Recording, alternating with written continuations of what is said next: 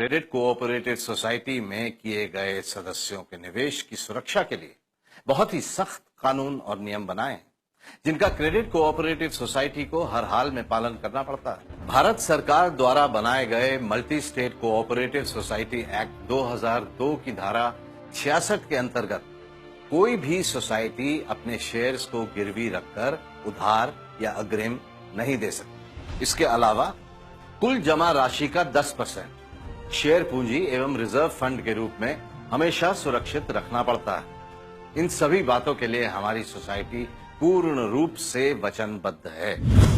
मगर अजीब भाई, ये क्रेडिट कोऑपरेटिव सोसाइटी असल में है क्या? ये एक ऐसा संगठन जो माली परेशानियों में घिरे आम इंसानों को उन्नति के अच्छे मौके देकर उन्हें खुशहाल बनाना चाहता है। लेकिन हमारी ये सोसाइटी बाकी कंपनियों से काफी अलग है। जैसे रिलायंस, टाटा स्टील, इन सब कंपनियों में मालिकाना अधिकार सिर्फ कुछ दौलतमंदों के हाथों में होता है। वहां आप नौकरी कर सकते हैं लेकिन मालिक कभी नहीं बन सकते। जबकि इस सोसाइटी में आप उपभोक्ता तो होते ही हैं और साथ ही साथ इसमें होने वाले मुनाफे के बराबर हिस्सेदार भी होते हैं। जी हाँ, क्रेडिट कोऑपरेटिव सोसाइटी का ढांचा ही कुछ इस तरह का है कि इस पर कोई भी पूंजीपति कब्जा नहीं कर सकता और ना ही कोई इसे विरासत के रूप में किसी के नाम कर सकता है। ये संगठन पूरी तरह डेमोक्रेटिक सिस्टम से चलता है। यहाँ हर 5 साल के बाद इलेक्शन होता है, जिसके जरिए अलग अलग ओहदों के लिए ओहदेदारों का चुनाव किया जाता है। इस संगठन के कारोबार में सोसाइटी के सदस्य बराबर के मालिक होते हैं। सभी सदस्यों को उनकी जमा राशि के हिसाब से मुनाफा डिविडेंड के रूप में दिया जाता है। यहाँ एक और बात बहुत ही खास आपको बता दूं, खुद बैंकों के कर्मचारी भी आपस में मिलजुल कर एक क्रेडिट कोऑपरेटिव सोसाइटी चलाते हैं और उसे अपने भविष्य के लिए बचत का एक बहुत ही सुरक्षित माध्यम मानते हैं। क्या यह कोई सरकारी संगठन है? सहकारी नियमों के अंतर्गत हमारी सोसाइटी को सरकारी अनुमति भी हासिल है। लेकिन यहाँ पर यह जान लेना भी जरूरी है कि जिस किसी सोसाइटी का कार्य क्षेत्र एक राज्य तक सीमित होता है, उस सोसाइटी पर उस राज्य के अधिनियम लागू होते हैं। और जिस सोसाइटी का कार्य क्षेत्र एक से अधिक राज्यों में फैला हुआ है, उस पर multi state cooperative society act 2002 लागू होता है।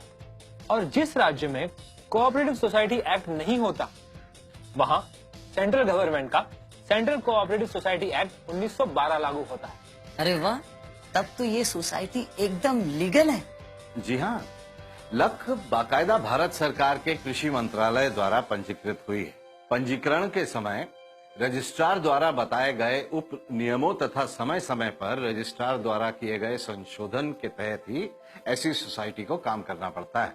इसके अलावा सरकारी अफसरान भी नियमित रूप से क्रेडिट कोऑपरेटिव सोसाइटी की निगरानी करते हैं, लेकिन नियंत्रण पूरी तरह सोसाइटी और उसके सहकारियों के हाथों में ही रहता है। अरे वाह, ये तो बहुत ही अच्छा सिलसिला है।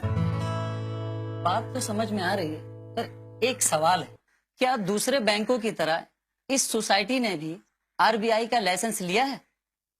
नहीं, लेकिन आपने सवाल पूछा है तो इसका जवाब पूरे ध्यान से सुनिए और समझिए।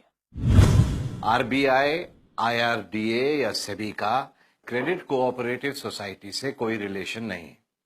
आरबीआई बैंकों को गवर्न करता है, आईआरडीए इंश्योरेंस कंपनियों को गवर्न करता है और सेबी गवर्न करता है कारोबारी कंपनियों को। लेकिन हमारा संबंध सीधे भारत सरकार के कृषि मंत्रालय से होता है। पॉन्जी स्कीमों की आड़ में जालसाजी करने वाले अब तक करोड़ों लोगों के साथ फ्रॉड कर चुके हैं। पैसा हड़प करना इन जालसाजों का पहला और आखिरी मकसद होता है। ये शातिर चोर कम समय में 2 गुना और 4 गुना करने के ऐसे ऐसे झूठे ख्वाब दिखाते हैं कि इनके झांसे में अनपढ़ जरूरतमंद ही नहीं फंसते, पढ़े लिखे इंसान भी फंस जाते हैं। ऐसे ही फर्जीवाड़ों पर अंकुश लगाने तथा इनके बारे में प्रत्येक नागरिक को सचेत करने के लिए भारत सरकार ने RBI, IRDA, SEBI, NHB, PFRDA, ROCS, CRCS, राज्यों के home department, finance department, law department तथा पुलिस डिपार्टमेंट को संगठित करके बनाई है एक कमेटी, एसएलसीसी यानी स्टेट लेवल कोऑर्डिनेशन कमेटी। जिसने हाल ही में गूगल पर लॉन्च की है वेबसाइट सचेत। इस वेबसाइट द्वारा एक तरफ आप आरबीआई और सेबी के माध्यम से देश में होने वाली आर्थिक उपलब्धियों के बारे में जान पाएंगे, दूसरी तरफ फर्जीवाड़े करने वालों की असलियत से भी बखूबी परिचित हो जाएंगे। इस तरह की धोखाधड़ी की शिकायत दर्ज कराने के साथ साथ धोखेबाजों के खिलाफ समय रहते एक्शन भी ले सकेंगे। ये वेबसाइट हिंदी और अंग्रेजी भाषाओं में उपलब्ध है।